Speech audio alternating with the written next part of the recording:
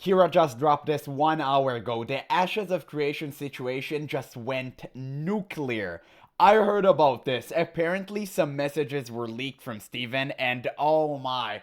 Finally, we're gonna get a glimpse of the truth. Man, I've been waiting for him to make this video because he always wait until information is verified. So now I can trust him, and we can go knowingly that this actually happened. And I cannot wait to see what this slime ball has said. But hey, we have to wait. And by the way, these are all my opinions, okay? I'm not, coming at anyone here personally.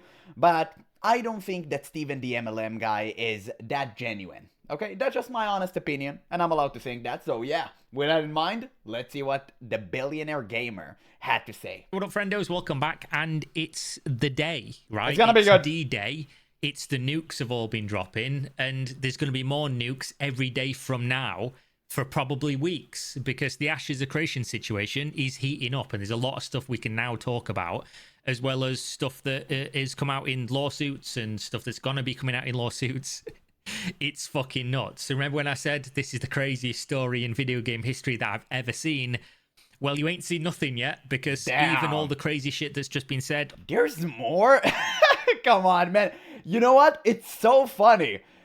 10 years of development and the game gave us nothing. The moment it dies, it gives us so much content. You gotta appreciate the irony in here. It's actually hilarious. On Nefus's live stream and in the video where it's he's a way talking of life. to Jason Karamanis, like, this is only part of it, and there's going to be more coming, so you're in for a real treat. He's so happy about it too, you can tell. Because obviously if you're interested in Ashes of Creation, the game doesn't exist anymore and likely never will. So all you've got left... It never existed in the first place, to be honest. Kickstarter, you know, like when you see a rainbow and you're like, oh, is there a pot of gold at the end?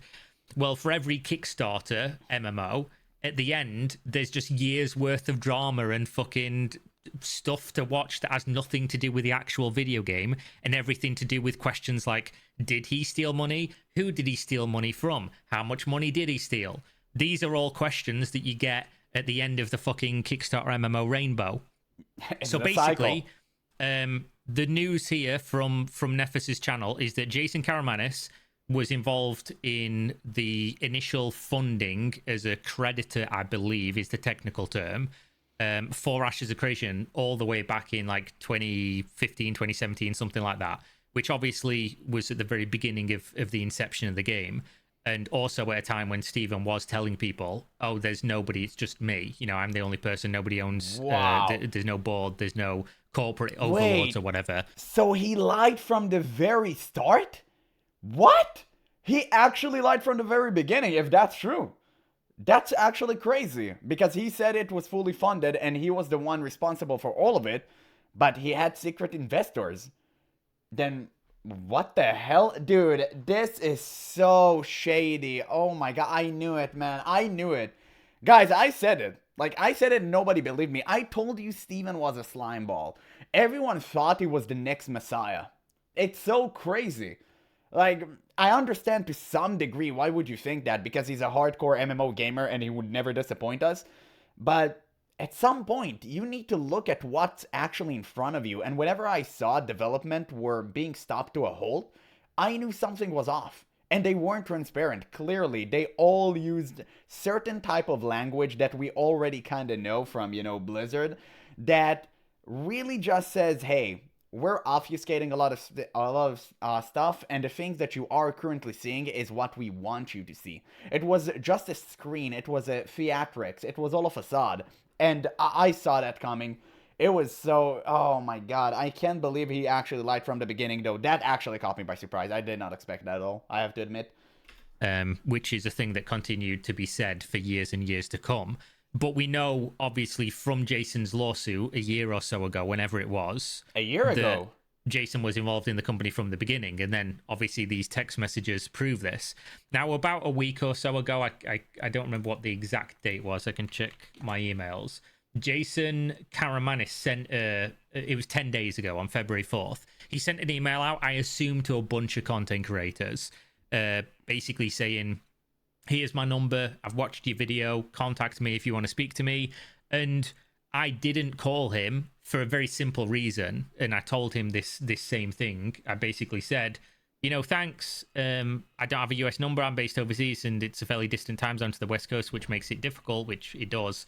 And honestly, the entire situation is so complex. I'd prefer to keep things in writing if possible, so I can refer back to it when I'm talking about it. Because obviously, if somebody tells me something and it's on a phone and I'm not recording the phone call, which I'm not going to without another person's permission, which, to be honest, at this point, he might have given me permission. I should have probably asked.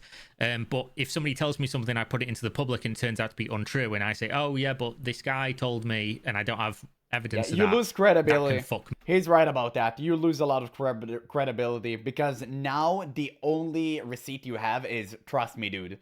And you don't want to go off of that, really. You don't want to go off of vibes. So I appreciate him for actually having integrity.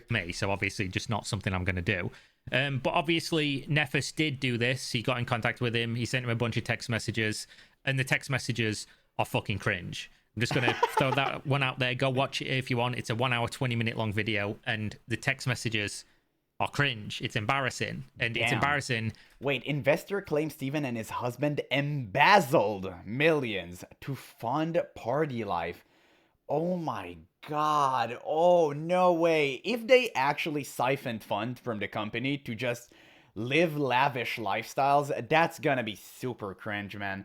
Because he already had money. He was already multi-millionaire from like the MLM shenanigan tree. And by the way, I'm gonna say MLM a lot. I'm assuming some of you don't know what it means.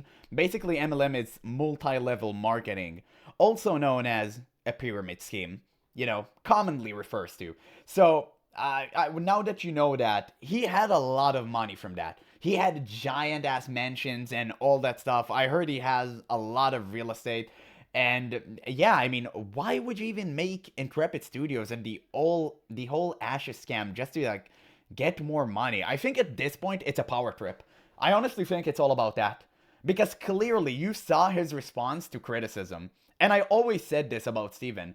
He doesn't know how to take criticism. He only responds to light criticism or just praises. And that's it.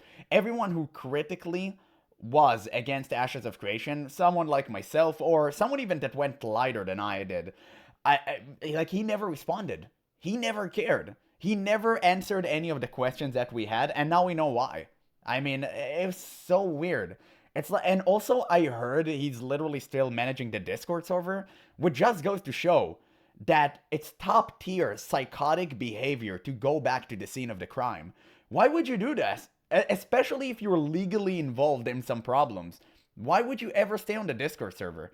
And you don't distance yourself away from the situation as further as you can. It's just weird. This guy is so off to me, man. Like, I don't understand.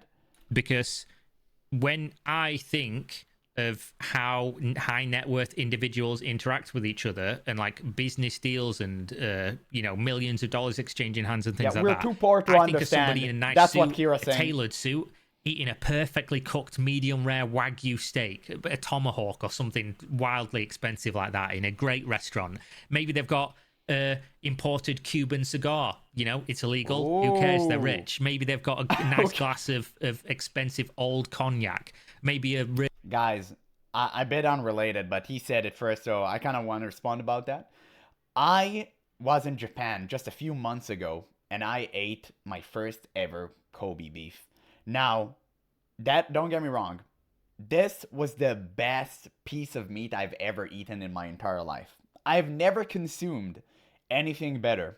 You know how much that costed me? Well, if I convert it to dollars, let's just say it was way over $200, okay? Do you know how bad I felt after this? I mean, we had a server, right? We had a chef in front of us. It was a lady. She was a really nice lady. And she literally just pulled up a bunch of steaks in front of us, covered with, how do you call it? Dry ice, right? For the smoke effect and all this stuff. And it had some gold leaves on it. It was so good. It was such an experience. And we thought we're gonna get some more. It was this tiny piece of steak. It was literally this, okay? You couldn't fit it on the palm of your hand. And after we finished, we're like, okay, where's more? And then she's like, oh, that's it. Thank you for being with us tonight. And we're like, oh, goddamn. Okay, so it was $200 for the entire meal, right? And then they looked at us like, no, you're gonna pay it. And they actually had the gall to ask us for an 18% tip, which we, of course, did not give them because we're not that rich. But, you know, I digress. I went a little bit off sidetrack, but it's a funny story, and he kind of reminded me of that. God bless, man. These rich people, they're something else. They can actually afford this stuff. I'm too poor for this. I'm too employed. Really expensive bottle of I'm just a red cog in a wine machine. to go nicely with the steak. But these text messages look like they're at the fucking children's table eating chicken tenders. It's that embarrassing. It's so bad. Yeah.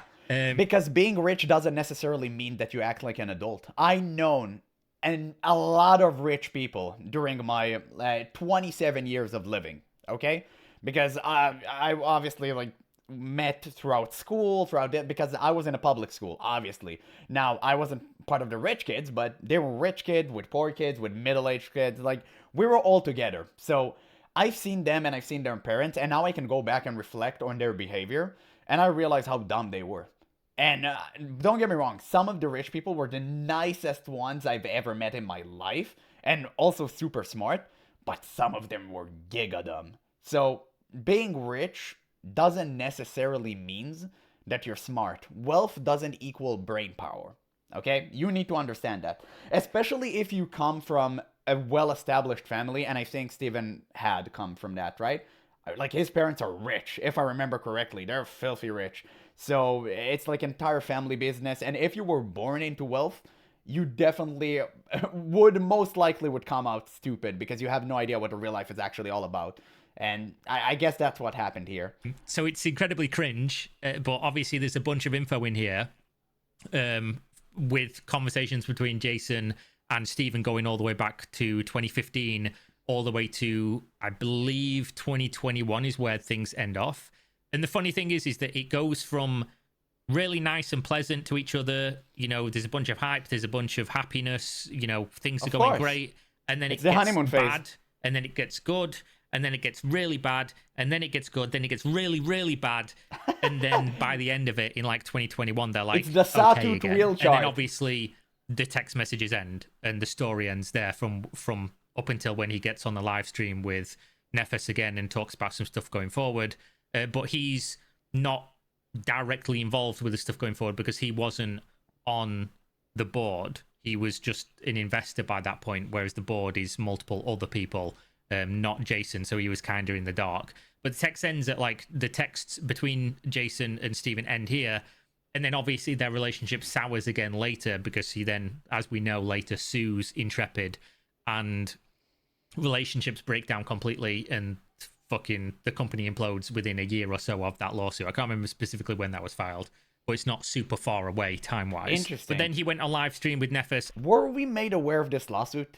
I don't remember hearing a damn thing about it. I just want to know that. Make sure to let me know in the comments. After this video went live, he was on the phone. Jason was on the phone, and he was asking him a bunch of questions, and he was giving his side, and the board side, or at least Robert's side, who's the person who primarily owns Intrepid now, if you didn't know. He's like 60-something% ownership of the company. So right now, what we have is a worker lawsuit against Intrepid, which is Intrepid, the business entity, which you have to remember, obviously, this is not against any individual. That's Intrepid, the business entity, because the business entity owes money to these workers. Yes. Then we have a lawsuit I'm about to go over in a second. That's from TFE Game Holdings, which is owned by Rob, as far as I'm aware. So that's another like board level perspective. And what they're making claims of is fucking nuts, which, again, I'll go over in a second. Really? And then, obviously, eventually, I'm assuming we're going to get Steven's side of the story. And then there's other... Man, it's so insane that Steven is trying to, like, paint himself as the hero. It's actually crazy. I really hope he won't get away with this. I really hope he would have a lawsuit filed against him. I truly wish that. Because he's trying to direct all the heat to Intrepid Studios. Like, he wasn't in charge of it for all these years, and he has no relation to it whatsoever, and it became corrupt, and it's not his fault.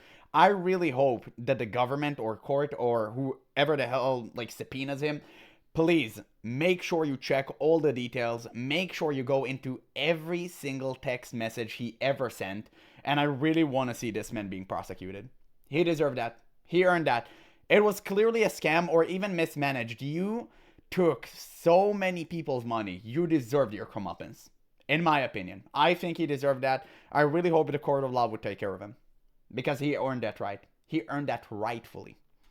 Within this that have not been made public yet, which are other smaller investor groups and things of that nature. So there's like a million fucking things still to come from this point, is basically the long and short of what I'm telling you right now.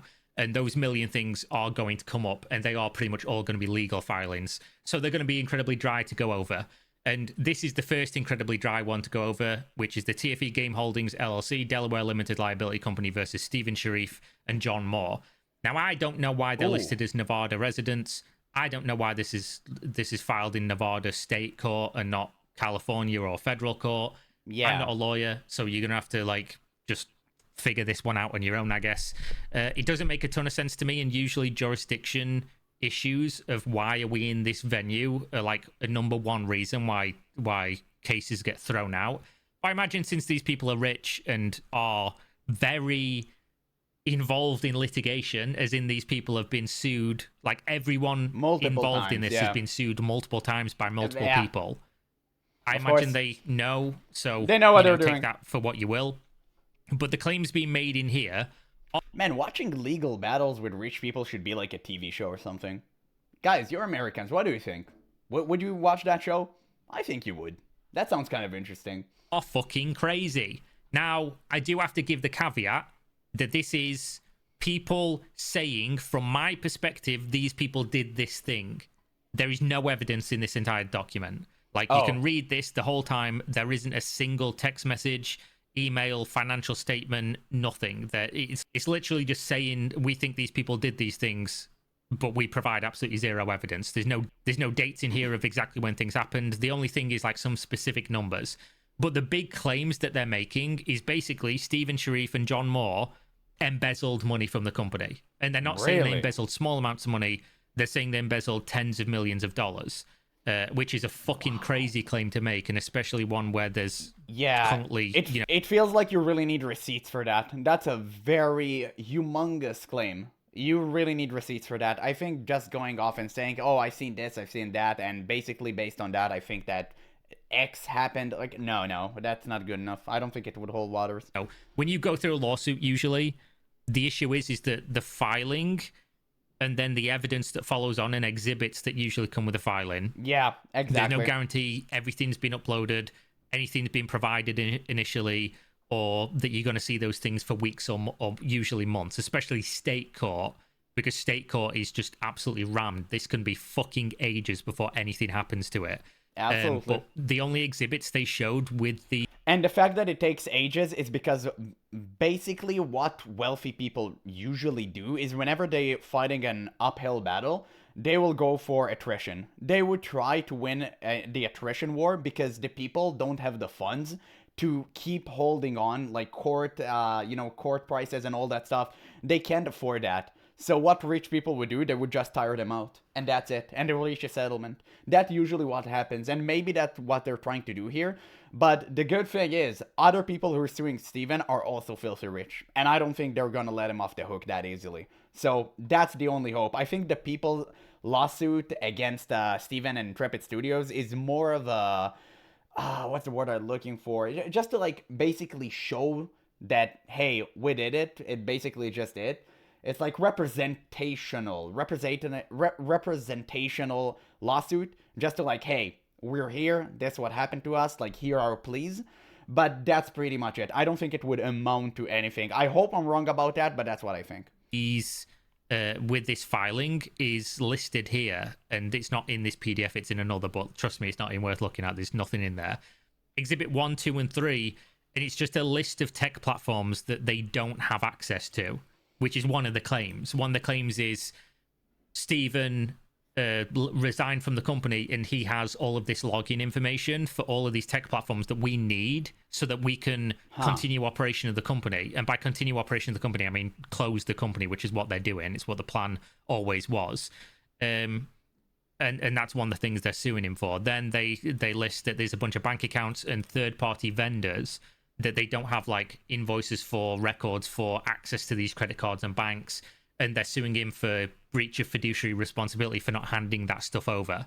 But then the big claims I that have they absolutely no idea what fiduciary means. That's the first time I've ever heard this word. Man, I really need to start working on my English. make is I'll literal save it crime. though. I'll save it. I'll check it out later. They're accusing him of embezzlement, which is a federal offense, and they're accusing him of misappropriating, which is a really fancy term for basically you fucking used or taken this money.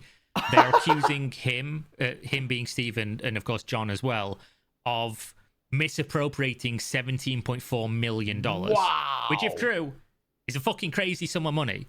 Now, but the question, where they got their money from? I mean, $17 million. That's a crazy amount of money. And the Kickstarter gave them what, 4 millions? No, it was 3 point something, right? Million, which is a lot of money. Obviously, it's not a few sum. But at the same time, where did they get all that money? From like beta keys and stuff, alpha keys and stuff? I'm not really sure. Steven said he was funding everything and he spent 35 million, or was it 45 million, out of his own pocket. I'm not really sure where the entire money came from. That's what I'm missing. That's the missing link. Whenever I speak about all of this money, I don't know where it came from. So I rather just not speak of it, because I don't know which are the sources that actually gave it out.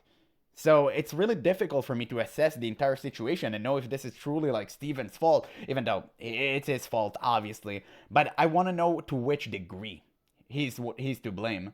And that's what I don't understand. So I guess it's just interesting. We'll have to wait and see. Again, there is no evidence of this, but specifically how they say that this was done is that they used excessive personal loans to certain shareholders with no documentation and no repayment. Direct transfers to shareholders with no stated business purpose, direct transfers to miscellaneous accounts with no stated business purpose, and miscellaneous personal expenses charged to Intrepid's credit cards and or defendant Sharif's personal credit card that was then reimbursed by Intrepid. So they took money from investor number 1, and then they took it from investor number 2, and then they gave the money from investor number 2 to investor number 1, and investor number 1 invested more money into Intrepid because he thought he was seeing return on investment. And wait, I know, it's called a pyramid scheme. I've seen that one before. Awesome, dude. Wait, what? And they say that this Did I is understand also this correctly? commingled funds between basically Stephen's personal funds and the company funds. But the craziest thing they accuse them of is taking millions of dollars out of the company to buy a property and then sell the property and not pay back the company, which is absolutely fucking nuts. They also say that they gave themselves loans from the company and then never paid it back. Like they say here, Stephen had what they funnily called the Sharif loans, which is fucking hilarious. What? They say... No, dude, I told you it was a slime ball. This man wants his name plastered on everything.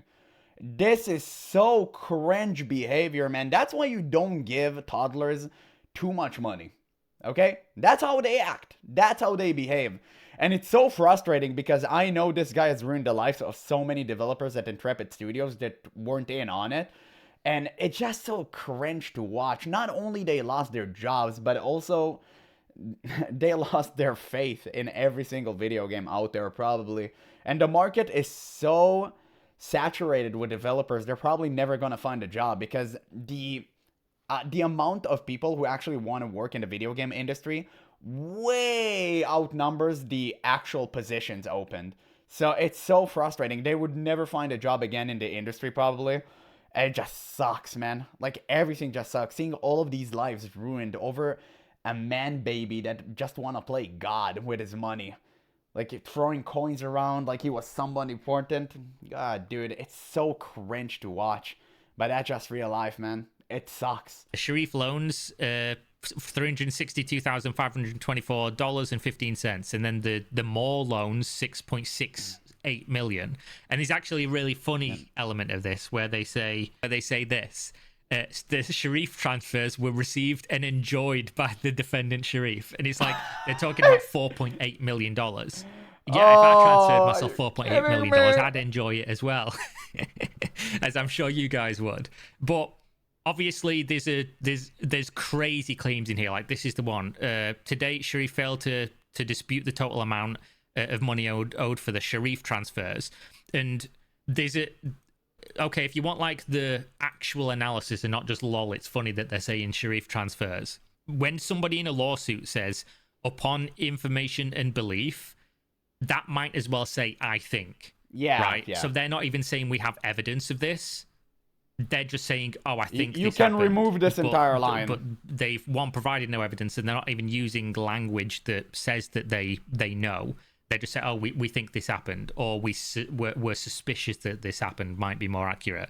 So upon information and belief, defendant Sharif also caused Intrepid to take out a loan to purchase real property, as in real estate, this is real, in it's San Diego, crazy. California, aka the property. And upon information and belief, defendant Sharif identified Intrepid's investment as revenue in order to obtain the loan to purchase the property, which I think this, if true, is a crime. And then, yeah, of course, absolutely. it does go over here that apparently they sold the property for $8.5 million and then didn't pay the company back. That's so, crazy. It sounds so ridiculous, but to be honest, with Steven demeanor, that may be true. You don't know that. You actually don't.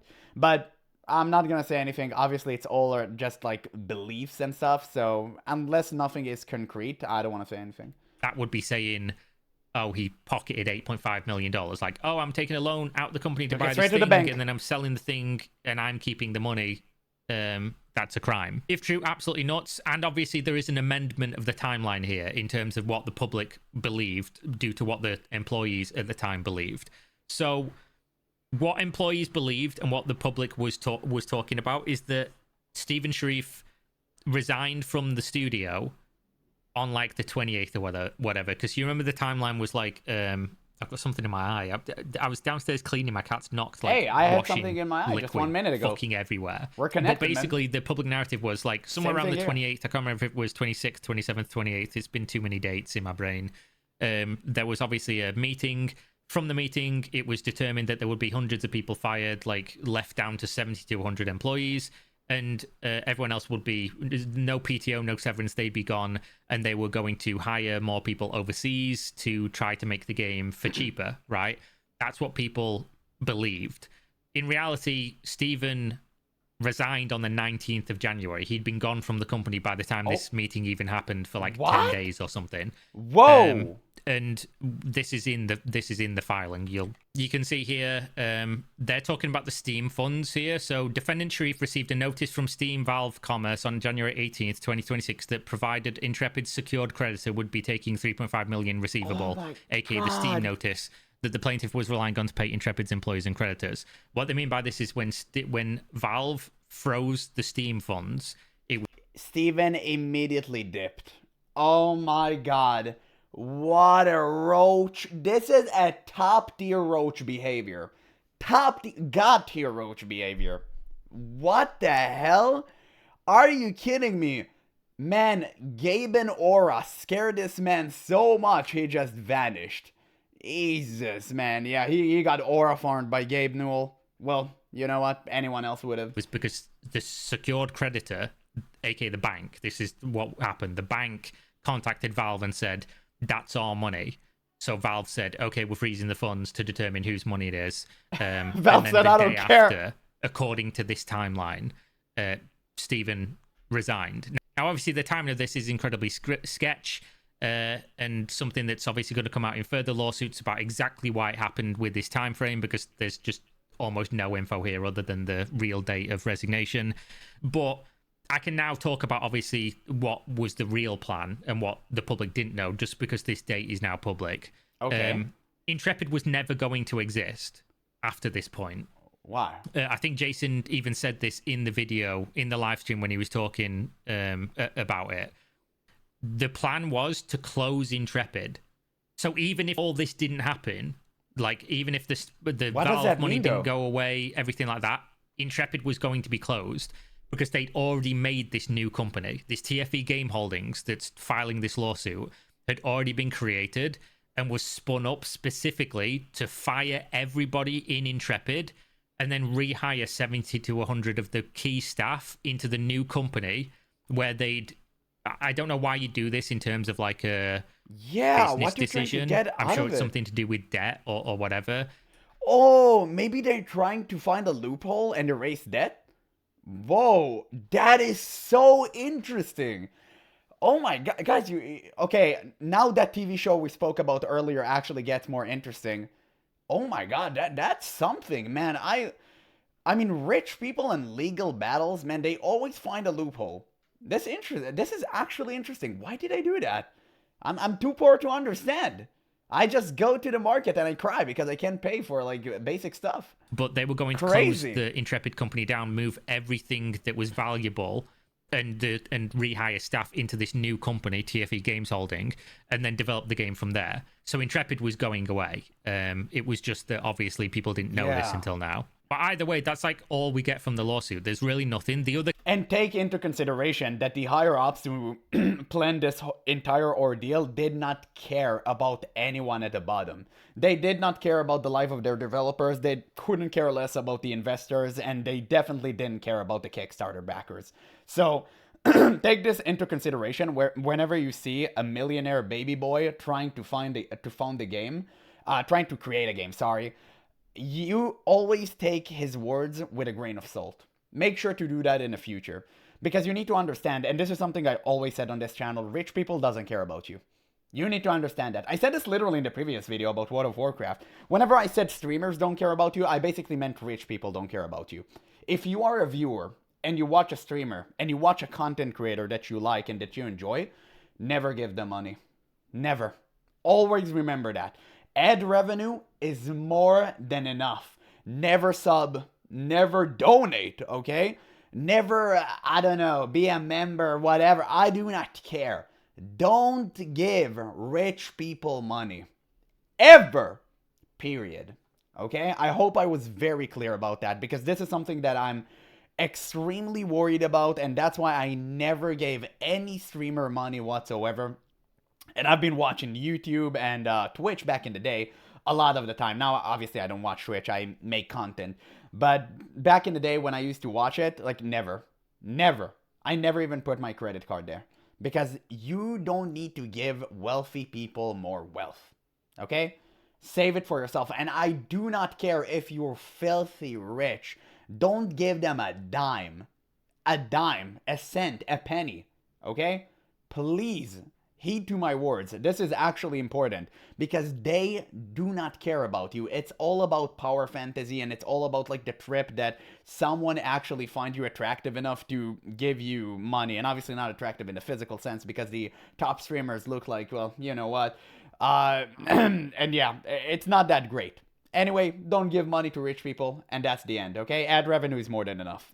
claims are basically the same thing. Breach of contract, as in they think that there's a contract here between a loan from Intrepid to Moore and a loan from Intrepid to Steven for combined like $7 million that's not been paid back.